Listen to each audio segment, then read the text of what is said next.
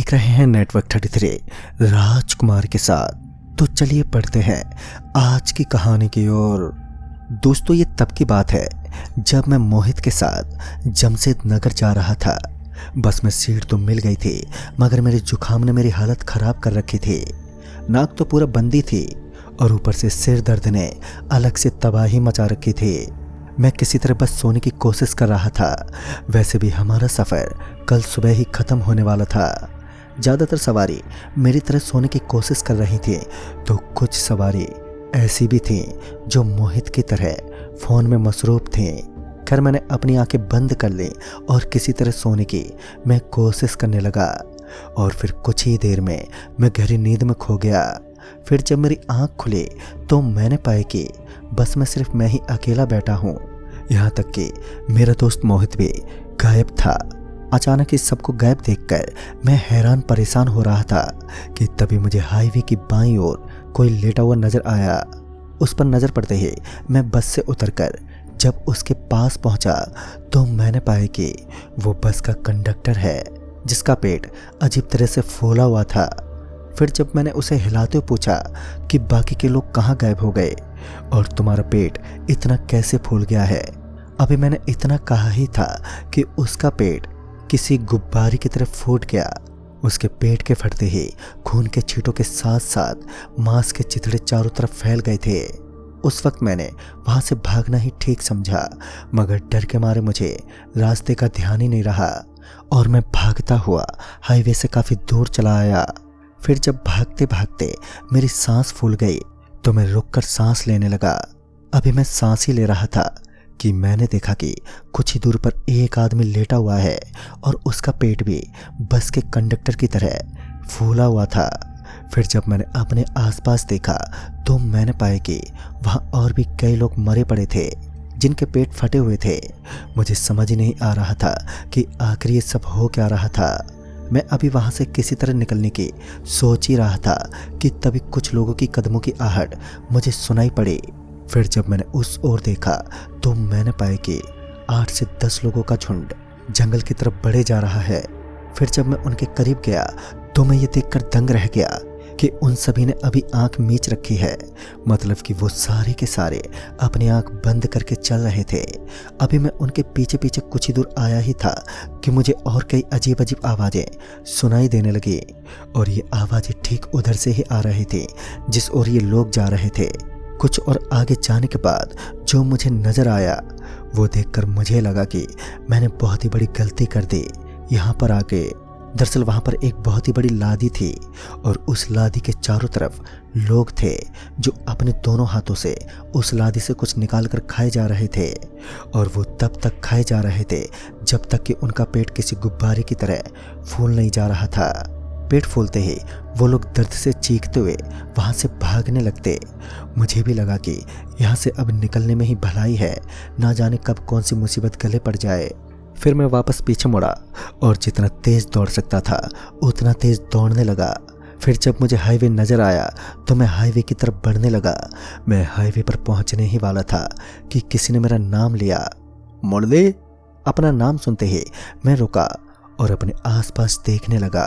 तभी मुझे एक जगह पर थोड़ी हलचल होती हुई दिखाई दी। फिर जब मैंने उस ओर सही से देखा तो मैंने पाया कि वो मेरा दोस्त मोहित है। मैं तुरंत उसके पास गया और मोहित का पेट भी फूल चुका था पर वो अभी भी होश में ही था। मैंने मोहित से पूछा, अरे ये क्या हो गया तेरे को, और तू बस से कहाँ चला गया था, वो भी मेरे को बिना बताए। इस पर मोहित, जो पहले से ही बहुत दर्द में था, कराते हुए बोला, तेरे सोने के कुछ ही देर बाद मेरी भी आँख भारी होने लगी थी और मैं भी बस सोने ही वाला था कि बस एकदम से रुकी।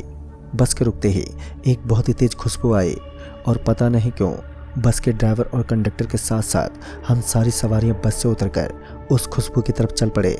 हालांकि बस से उतरते ही हमें दिखाई देना बंद हो गया था, मगर हम सारे चुपचाप से बस उस खुशबू की तरफ बढ़े ही चले जा रहे थे। फिर हम एक ऐसी जगह पहुंचे जहां से वो खुशबू आ रही थी। वहां पर पहुंचते ही मैं अपने हाथ से कुछ उठाकर खाने लगा। कुछ ही देर में मैंने इतना सारा खा लिया कि मेरा पेट फटने को आ गया था और जब दर्द का एहसास हुआ तो एकदम से दिखाई भी देने लगा। मैं जहाँ पर खड़ा था वहाँ एक बड़ी सी लादी थी जिसमें कुछ अजीब सा था और उसे ही हम लोग खाए जा रहे थे। मैं उसी वक्त वहाँ से भागा, मगर मेरा पेट लगातार फूलता जा रहा है और अब दर्द भी बर्दाश्त से बाहर हो रहा है। लगता है मेरा पेट कभी भी फट जाएगा। मोहित की बातें सुनने के बाद मैं इस सोच में पड़ गया कि वो खुशबू मुझे क्यों नहीं आई, जबकि बस में तो मैं भी था।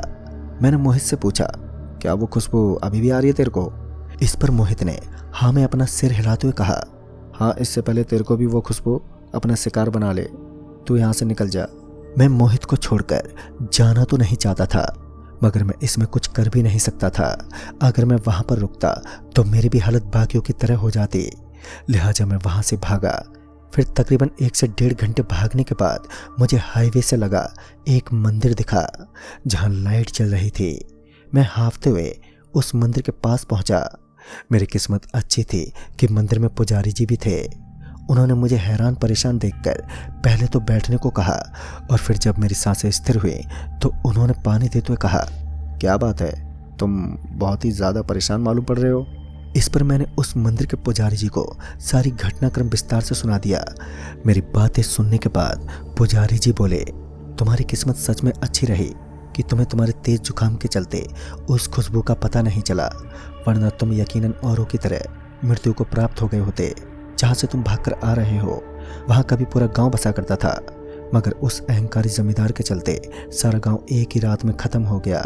पुजारी जी की बातें सुनते ही मैंने उनसे पूछा, पर ऐसा क्या किया उस जमींदार ने जो सारा गांव एक ही रात में खत्म हो गया? इस पर पुजारी जी ने आगे बताते हुए कहा, एक बार की बात है, जमींदार ने एक दावत रखी थी जिसमें उसके बहुत बड़े बड़े साथी शरीक हुए थे। सब कुछ अच्छे से निपट गया था, मगर दावत की अगली सुबह ही उस जमींदार ने मखाना को अपने घर पर बुलाया। मखाना एक हलवाई था जिसे जमींदार ने पिछली रात की दावत के खाने बनाने की पूरी जिम्मेदारी दी थी। मखाना के हाजिर होते ही पहले तो उस जमींदार ने उसे बहुत भला बुरा कहा और उसके सारे कपड़े उतार के उसे पूरे गांव में यह कहकर घुमाया कि उसकी वजह से उसकी बिरादरी में नाक कट गई, क्योंकि दावत का खाना बेस्वाद बना था। मखाना को सुबह से रात तक नंगा करके हर जगह पर घुमाया गया और फिर उसे छोड़ दिया गया।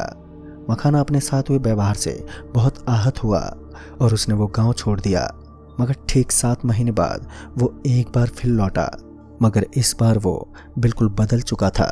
उसके वेशभूषा से ऐसा लग रहा था कि वो कोई काली शक्ति का पुजारी हो। जिस रोज वो गांव पहुंचा उसी रात वो गांव के बीचों बीच कुछ पकाने लगा।